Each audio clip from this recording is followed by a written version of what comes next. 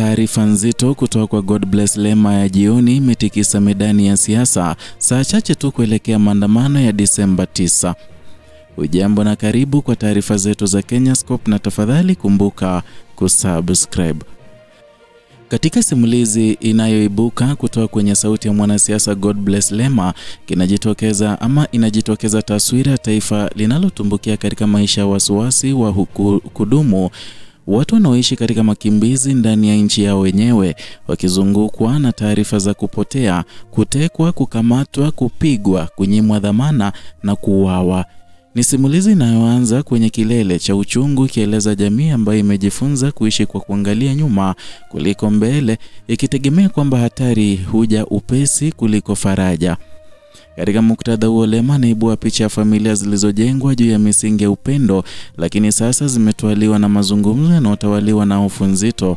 Kila mazungumzo ya ndani ya nyumba yanachukua sura ya taarifa za uhalisia mgumu badala ya matumaini ya kawaida. Ni mazungumzo ambayo yamekuwa kama kumbukumbu za huzuni za taifa: mtu aliyepotea, aliyekamatwa, aliyepigwa au aliyelazimika kujificha ili kulinda uhai. Kwa Watanzania wengi, simulizi hizi sio hadithi zilizopokewa kupitia vyombo vya habari, bali ni maisha halisi yanayoendelea ndani ya familia zao. Na katika mazingira hayo ya vurugu zisizoonekana, Lema anaeleza hali ya watoto wanaokuwa wakiwa na maswali yasiyopaswa kuwahusu, maswali yaliyotokana na kutazama watu wazima wakivuja machozi kimya kimya, wakijitahidi kuficha hofu na uchungu ili kulinda nafsi dhaifu za watoto wao. Ni hali inayojenga kizazi kinacholelewa ndani ya mazingira ya tahadhari, kizazi kinachojifunza mapema kwamba maisha ni uwanja wa tahadhari badala ya fursa. Kati ya maumivu ya kibinadamu, Lema anatamka ukweli kwamba taifa limekuwa kama jeraha lilowazi, jeraha ambalo watu wanalazimika kulikwepa japo lipo chini ya miguu yao, likitishia maisha yao kila siku. Lakini katika uhalisia huo wa kihistoria, hofu inatajwa kama tamaduni wa kawaida na mzigo ulioanza kuonekana kama sehemu ya hewa wanayoivuta. Kulizoea kunatajwa kuwa kosa la kijamii, kwa sababu kuzoea maumivu kunafunika uwezo wa watu kutambua kwamba hali ya kawaida haipaswi kuwa karaha ya kudumu. Na katika kunoa ujumbe huu, Lema anaibua upande wa kiroho na utafuta msamaha kwa wote, hata wale wanaotajwa kama watesi. Anasimulia mtazamo kwamba hata watoto wa watu wanahusika na matendo ya uonevu wanapaswa ama hawapaswi kurithi maisha ya hofu, kwa sababu hofu inapokuwa ya kudumu, adui huwa ni mwanadamu bali giza linaloishi ndani ya jamii nzima. Ni simulizi inayoonyesha uelewa wa uzito wa maumivu ya taifa, lakini pia uelewa wa hatari ya kujenga vizazi vinavyostawi katika majeraha.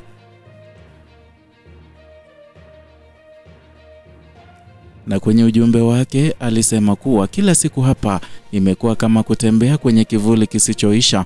Tumekuwa watu wanaoishi kwa kuangalia nyuma kuliko mbele. Mazungumzo ya familia yana tena uzito wa upendo wa kawaida, yamejaa hofu sana. Fulani akatekwa, hajulikani alipo, kakamatwa, kapigwa, kanyimwa dhamana, kapotea, kauawa, kajificha. Yaani ni maneno mazito ya huzuni sana. Nafikiri haya ni mazungumzo ya familia nyingi sana siku hizi. Nafikiri mimi naweza kuwa mbele sana. Ni maisha mabaya sana. Watoto wananiuliza maswali ambayo hayafai hata kuingia kwenye akili zao.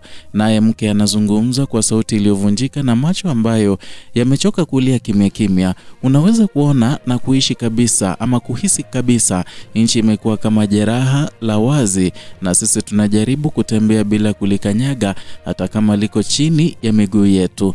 Lakini kilichouma zaidi ni kuona hofu imekuwa utamaduni wa kawaida, na kitu tulichokipokea kama hewa hadi tunaisahau kuwa si kawaida. Na katika ukimya wa usiku, na kama unajali kwa upendo, lazima utasema, Mwenyezi Mungu, usiruhusu hata watoto na watesi wetu na watesi wa nchi hii waishi maisha haya ya hofu kwa kiwango cha namna hii, maana ni maisha mabaya sana. Maumivu yanapokuwa makubwa hivi, adui pekee tunayebaki naye ni giza na si mtu. Hata hivyo, Katika moyo uliovunjika bado kuna cheche ndogo ya matumaini kwamba siku moja tutaongea kama binadamu tena, sio kama waathiriwa, kwamba pumzi itakuwa nyepesi, kwamba nchi itapona. Mpaka siku hiyo ifike, tunashikilia tumaini kwa nguvu ya mwisho iliyobaki moyoni. Hatupaswi kuwa waoga hata kidogo kupigana na hofu hii. Honestly, we are not living ni kama tunatokezea tu kuona the other day. Very disturbing life. Nitajitahidi kwa kila namna ninayoweza kwa msaada wa Mungu kuhakikisha pengine siku nikipata wajukuu waje kusema we had a very courageous and good grandfather.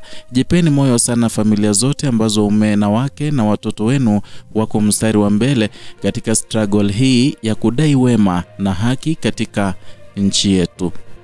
Ujumbe mzito kweli kweli kutoka kwake God Bless Lema.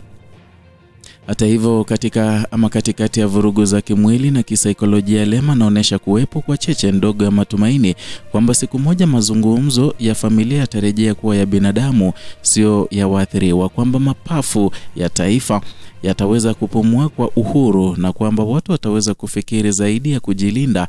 Ndani ya sentensi hizo kuna taswira ya watu wanaotamani kurudi kwenye kawaida, sio kama watoroshaji wa maumivu, bali kama waumbaji wa imani mpya.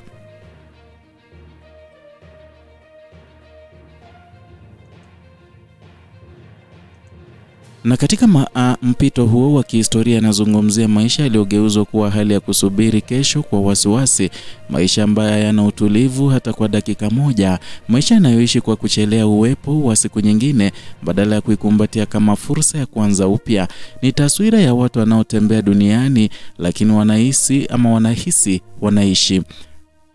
Watu wanaoendeleza uhai kwa muda kwa sababu wanatarajia siku zijazo zitabadilika. Na katika mwelekeo wa kujenga simulizi ya ujasiri, Lema anaahidi kwamba vita vya kujenga taifa lisiloishi kwa hofu itakuwa ya muda mrefu. Ataendelea kushikilia matumaini kwamba siku moja vizazi vijavyo vitaangalia nyuma kwa heshima. Ataendelea kuamini kwamba wajukuu wanaoweza kuzaliwa baada ya miongo kadhaa wataweza kusema kuwa walikuwa na babu mwenye ujasiri wa kusimama kwa ajili ya mema.